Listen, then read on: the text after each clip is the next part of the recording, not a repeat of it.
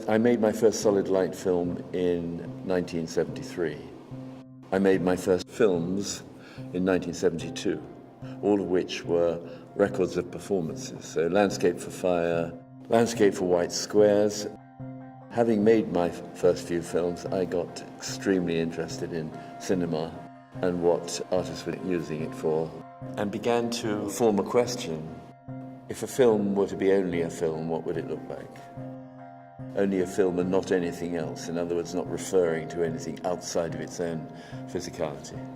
And the answer that I made for myself was the film I made called Line Describing a Cone, which I made in '73 and consisted of a dot of light that over 30 minutes traced a circle on the screen. That was the first one. There are 3 solid light works in the show.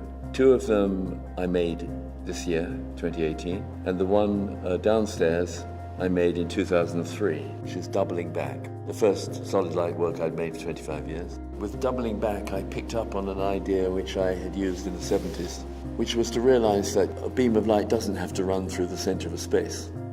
It could also run somewhere else in the room, and I got interested in the idea of putting the projector in the corner of the room on the floor, and then projecting close to and parallel to the side wall, and putting the image on the end wall.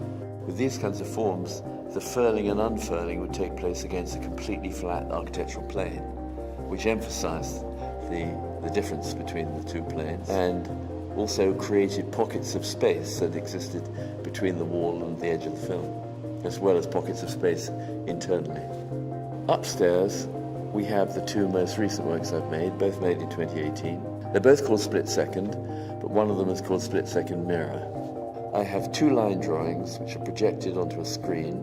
The 2 projectors, they project respectively a circle and a straight line.